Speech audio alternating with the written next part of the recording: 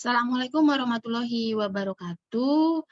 Bertemu lagi dengan saya Rinda Widianingsih SPLMA. Kali ini kita akan membahas mengenai teori-teori proses menjadi menua atau proses menjadi seorang tua. Nah,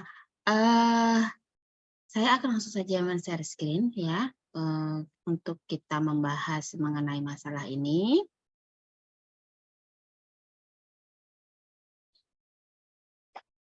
Oke. Semoga sudah terlihat ya di layar.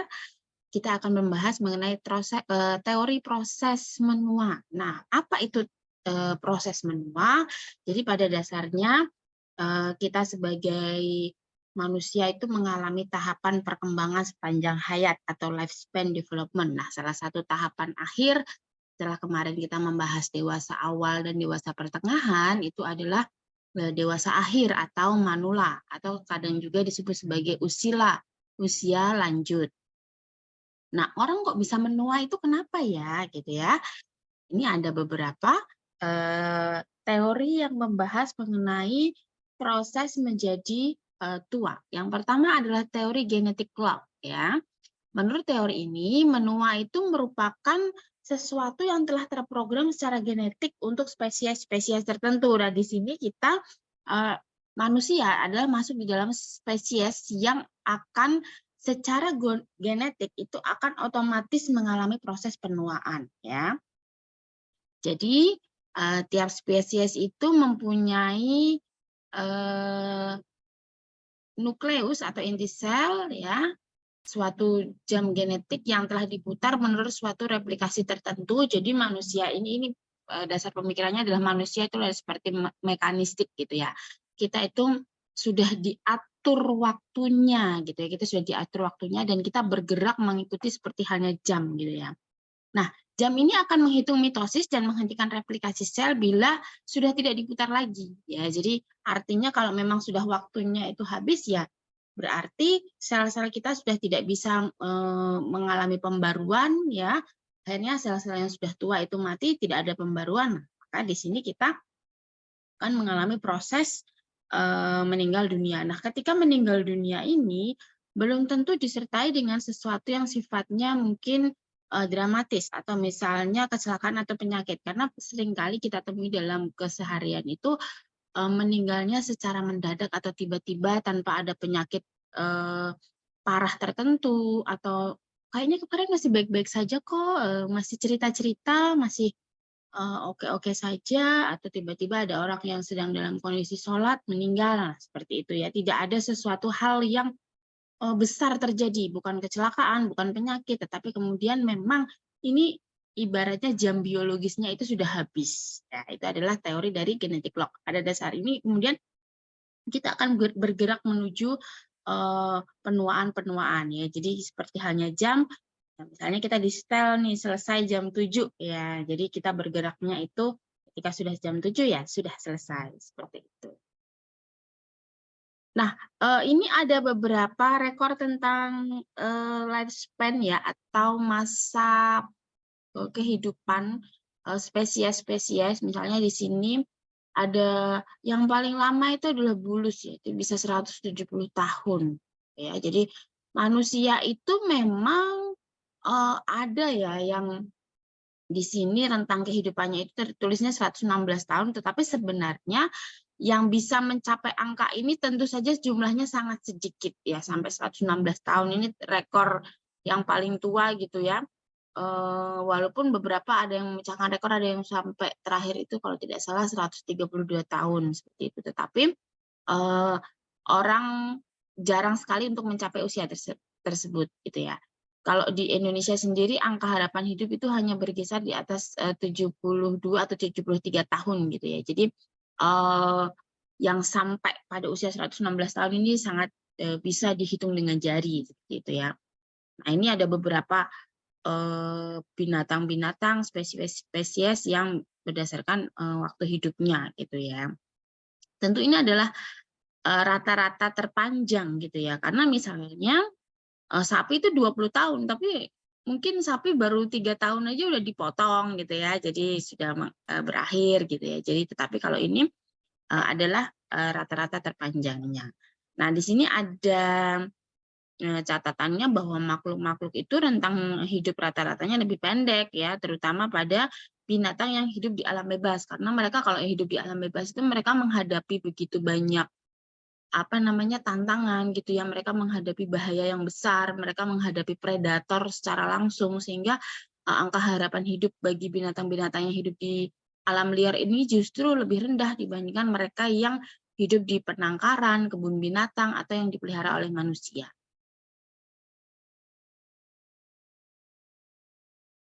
Selanjutnya, nah ini tadi yang saya sampaikan ya. Jadi kalau tabel disampaikan tadi itu adalah usia maksimal, sedangkan usia harapan hidup di Indonesia itu rata-rata adalah 73,5 tahun. Itu catatan pada tahun 2021 gitu ya. Jadi rata-rata kehidupannya ya mungkin akan lebih sedikit lagi yang sampai melewati 80 tahun, jauh lebih sedikit lagi yang melewati 90 tahun, dan seterusnya.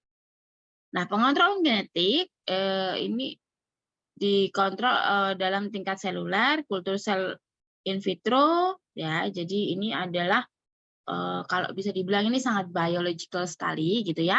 Jadi di sini adalah kemampuan untuk membelah sel dalam kultur dengan umur spesies. Jadi kalau sudah umurnya sudah maksimal, maka kemampuan sel untuk membelah diri melalui mekanisme pembaharuan sel itu akan menurun, pada akhirnya akan terhenti, ya. Jadi ini ada beberapa penelitian yang menyatakan bahwa nukleus yang menentukan jumlah replikasi kemudian menua dan mati, ya, bukan sitoplasmanya. Ya mungkin ini kalau kita bukan orang biologi nggak ngerti-ngerti banget gitu ya, tapi intinya bahwa kita itu bisa menua karena memang sudah ada timingnya dan kita bergerak menuju timing itu. Kemudian kalau sudah timingnya maka kemudian terjadilah sampai hal kematian. Jadi ini adalah memang jam biologis manusia seperti itu ya. Manusia punya rentang waktu maksimal. Adapun tadi misalnya di atas 116 tahun, ya itu hanya penyimpangan ya, ibaratnya hanya 1-2, tidak banyak yang bisa kita temukan. Kemudian yang kedua adalah mutasi somastik ya. Ini adalah teori error katastrofi. Nah, ini faktor-faktor yang menyebabkan proses menua itu adalah faktor lingkungan yang menyebabkan terjadinya mutasi somatik ya. Jadi ada faktor dari luar kemudian mempengaruhi di dalam diri kita. Ya. Di sini radiasi dan zat kimia itu dapat memperpendek umur. Nah, sebaliknya ketika kita menghindari radiasi atau tercemar zat kimia yang bersifat karsinogenik, ya, karsinogenik ini adalah bisa mengakibatkan sel kanker, dan toksik ya, sesuatu yang bersifat racun gitu ya, itu akan dapat memperpanjang umur kita. Ya, jadi intinya di sini teori ini mengatakan bahwa kalau kamu ingin memiliki usia yang lebih panjang gitu ya, maka hindarilah terkena radiasi atau tercemar zat kimia apalagi yang bersifat karsinogenik dan toksik ya. Kemudian menurut teori ini terjadinya mutasi yang progresif pada sel pada DNA sel somatik ini akan menyebabkan terjadinya penurunan kemampuan fungsional sel tersebut ya. Jadi dalam teori ini bukan seperti jam yang sudah diatur tadi, tetapi manusia itu memiliki DNA sel-sel somatik gitu ya. Kemudian sel tersebut akhirnya karena usia dia akan mengalami penurunan ya, yang berakhir kemudian akhirnya dia tidak mampu bekerja lagi, dan itulah kemudian menjadi sebuah kematian bagi manusia atau bagi makhluk hidup seperti itu. Ya. Hipotesis dari teori ini, menua ini disebabkan oleh kesalahan beruntun sepanjang kehidupan setelah berlangsung dalam waktu yang cukup lama ya. Terjadi kesalahan dalam proses transkripsi DNA maupun dalam proses translasi RNA ya. Jadi ini juga masih berbau-bau biologi gitu ya. Jika terjadi kesalahan dalam proses translasi ini atau dalam pembuatan protein, maka akan terjadi kesalahan makin banyak sehingga terjadi katastrof. Jadi karena kita mengalami banyak kesalahan yang disebabkan oleh lifestyle kita, lingkungan kita, maka ini mengurangi kemampuan sel untuk memperbarui tadi gitu ya. Kemudian dia ya mengalami penuaan dan kematian seperti itu. Jadi kalau kalau teori ini mengatakan bahwa kalau kita memiliki lingkungan yang baik ya, lingkungan yang lebih terhindar dari ini tadi ya, saya buka lagi ya, zat-zat kimia gitu ya, sesuatu yang bisa memperpendek usia kita, maka ini ya angka harapan hidup kita akan menjadi lebih panjang seperti itu. Nah, yang ketiga, orang bisa mengalami penuaan karena rusaknya sistem imun tubuh manusia. Ya, jadi sesuatu yang bisa melindungi manusia itu kan sistem imunitas tubuhnya. Ya, kayak kemarin mungkin ramai kita ngomongin COVID-19, nggak ada obatnya adalah imunitas tubuh. Karena sebenarnya gini, kita hidup itu berdampingan dengan begitu banyak bakteri, ya, kemudian kuman, kemudian hal-hal yang kecil yang bisa mengakibatkan penyakit yang tidak terlihat oleh mata secara langsung, ya. Kita setiap hari sebenarnya berinteraksi seperti itu. Kalau kita lihat di tangan kita misalnya, kalau menggunakan mikroskop dan sebagainya, wah itu akan ada berapa jutaan sel kuman, ya, mungkin ada virus, kuman, bakteri dan sebagainya. Kita senantiasa tidak bisa menghindari itu, ya. Apalagi itu nggak kelihatan kan, nggak bisa kita mengelak gitu ya. Nah, hal yang bisa membuat kita itu diciptakan sedemikian rupa oleh Allah Subhanahu wa taala itu karena kita memiliki yang namanya sistem imun tubuh ini yang bisa menangkal adanya virus, bakteri dan kuman itu tadi. Mutasi yang berulang atau perubahan protein pasca translasi ini dapat menyebabkan berkurangnya kemampuan sistem imun tubuh mengenali dirinya sendiri atau self recognition gitu ya. Jadi kita itu selama ini diselamatkan oleh sistem imun tubuh kita. Makanya kalau kita dalam kondisi yang sedang tidak fit, imun tubuh kita rendah, maka kita akan mudah terserang penyakit. Misalnya paling gampang misalnya kena flu batuk kayak gitu ya. Beberapa saat yang lalu tuh kayak ngetren banget, bukan ngetren ya. Jadi kayak banyak banget gitu yang terkena flu batuk seperti itu ya. Jadi karena itu imun tubuhnya sedang rendah sehingga dia mudah terkena. Nah, jika mutasi somatik ini menyebabkan terjadinya kelainan pada antigen permukaan sel, maka ini dapat menyebabkan sistem imun tubuh menganggap sel yang mengalami perubahan tersebut sebagai sel asing dan kemudian berusaha menghancurkannya. Nah, jadi ini kemudian menjadi peristiwa autoimun gitu ya. Jadi ada orang yang dia penyakit autoimun ini dia menganggap semua hal yang masuk itu adalah hal asing sehingga ini kemudian dihancurkan oleh sistem imun tubuhnya. Imun tubuhnya terlalu kuat dan salah dalam mengenali gitu ya intinya ya kalau autoimun ini. Nah, orang menjadi tua karena sistem imun tubuhnya ini kemudian semakin lama semakin menurun dan semakin menurun. Sehingga orang kemudian sering mengalami penyakit dan akhirnya sebagian besar kematian itu disebabkan adanya penyakit penyerta.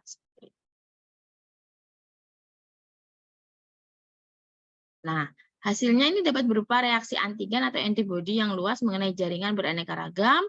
Efek menua jadi akan menyebabkan reaksi histoin kontabilitas pada banyak jaringan ya. Jadi sistem imun tubuh itu akan mengalami penurunan seiring dengan usia kita dan kemudian otomatis penjagaan terhadap diri kita itu juga semakin menurun ya, dia tidak bisa memerangi virus, bakteri, kuman lagi dengan baik. Kemudian sel kanker itu atau hal-hal yang bersifat karsinogenik itu kemudian mudah sekali untuk membelah dan mudah sekali menguasai tubuh sehingga kemudian inilah yang menyebabkan orang kemudian menjadi lebih rentan terkena penyakit ketika dia sudah memasuki usia yang semakin senja seperti itu. Nah, semua sel somatik ini akan mengalami proses menua kecuali sel seks dan sel yang mengalami mutasi menjadi kanker. Nah, jadi untuk memiliki healthy lifestyle itu penting banget karena itu akan menentukan seberapa kuat daya imunitas tubuh kita. Nah, kemudian orang menjadi tua karena kerusakan akibat radikal bebas. Nah, ini kita lihat di sini, radikal bebas ini dapat terbentuk di alam bebas dan di dalam tubuh jika fagosit besar dan sebagai produk sampingan dalam rantai pernafasan di dalam mitokondria. Nah, radikal bebas ini sesuatu yang bersifat merusak karena dia sangat reaktif.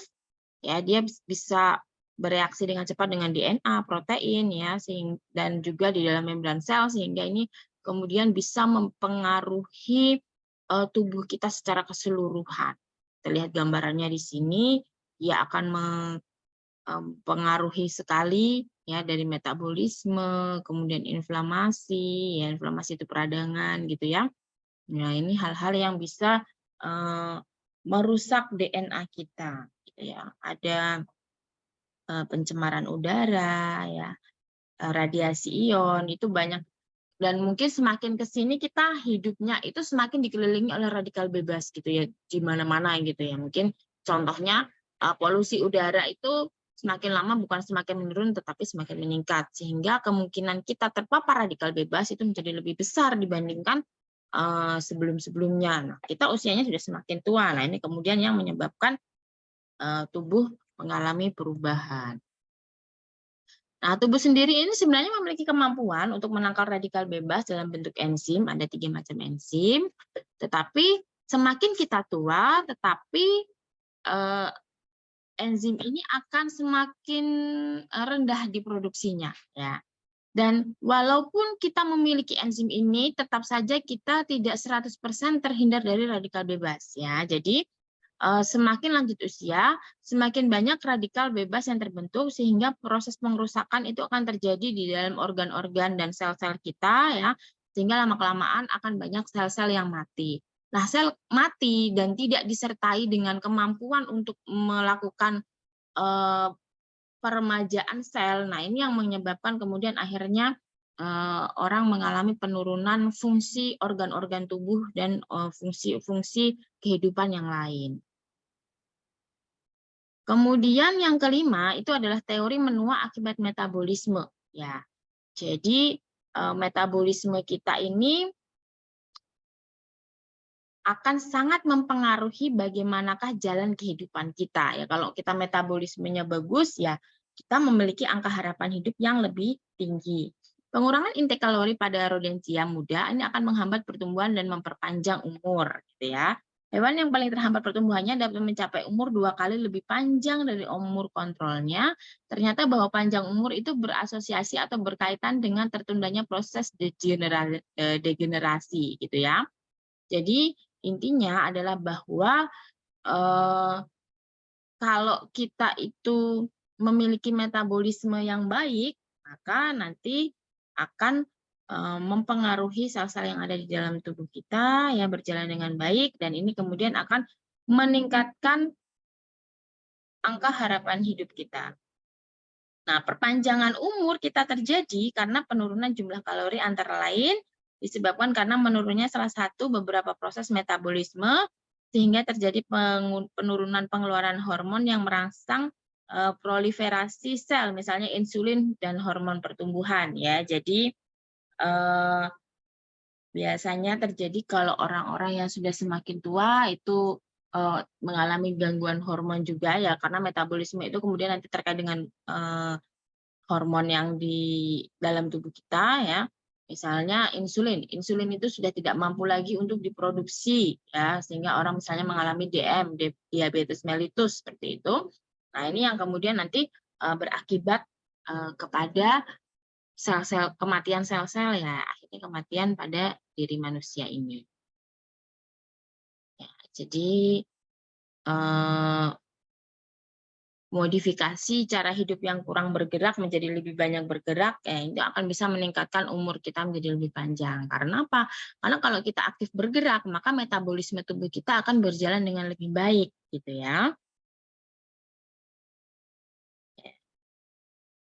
Kalau hewan, nah ini kalau ada beberapa penelitian tentang hewan, ya, jadi ada juga yang di laboratorium atau yang di alam bebas itu memiliki daya hidup yang berbeda ya. Salah satunya adalah kalau di laboratorium itu kekurangannya dia memang terjaga ya dari predator dan segala macam, tetapi dia geraknya kurang sehingga metabolismenya ini menjadi kurang baik. Nah, ini bisa mengakibatkan kematian lebih cepat pada hewan. Ya. Jadi intinya orang menjadi tua itu karena proses metabolisme. Itu adalah teori yang kelima. Nah, bagaimanakah kita bisa melakukan ya intervensi-intervensi proses untuk memperlambat proses penuaan? Nah, pertama adalah mencegah meningkatnya radikal bebas, kemudian memanipulasi sistem imun tubuh, dan juga memperhatikan metabolisme makanan. Ini hal yang perlu diperhatikan juga adalah faktor lingkungan. Kalau kita hidup di lingkungan yang bebas dari polusi, itu akan lebih meningkatkan angka harapan hidup kita. Kemudian budaya gaya hidup yang salah ya. Sebenarnya faktor yang paling utama menentukan kesehatan manusia itu kan adalah dari faktor makanannya gitu ya. Kalau makanannya sehat, ya kita akan menjadi lebih sehat. Cuma sayangnya kadang-kadang makanan sehat itu rasanya kurang enak gitu ya. Jadi kita masih muda itu tergoda dengan makan makanan yang instan, cepat saji gitu ya, yang mungkin banyak mengandung pewarna, pengawet dan sebagainya. Kita tidak mempedulikan itu ya. Jadi kalau sudah semakin tua mungkin keinginan kita terhadap makanan-makanan seperti itu sudah semakin berkurang. Gitu. Nah, ini adalah konsep menua sehat. Tentu saja kita tidak bisa menghindari yang namanya menjadi tua. Ya, menjadi tua itu adalah sebuah kepastian. Tetapi bagaimana kita bisa menjadi tua dengan cara yang sehat, gitu ya. Terutama yang mungkin bisa kita lakukan itu adalah lifestyle kita, yang kita bisa rancang gitu ya. Itu adalah bagaimana gaya hidup kita. Karena dari gaya hidup tersebut kita akan nanti berpengaruh sekali dengan tadi bisa menangkal radikal bebas, gitu ya. Bisa memperbaiki metabolisme, kemudian bagaimana kita bisa mengatur peremajaan sel-sel di dalam tubuh kita, organ-organ kita itu terjaga dan sebagainya. Sehingga lifestyle itu juga tidak semata-mata mengenai tentang bagaimana kita makan, ya, tentang bagaimana kita bergerak, tetapi juga kesehatan secara psikisnya.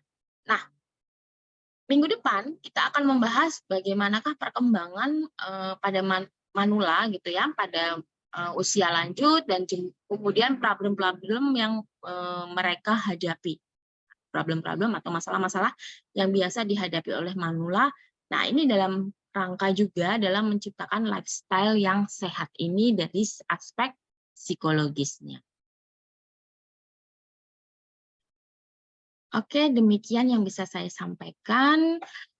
Untuk pertanyaan bisa disampaikan di WA Group. Saya akhiri sekian. Assalamualaikum warahmatullahi wabarakatuh.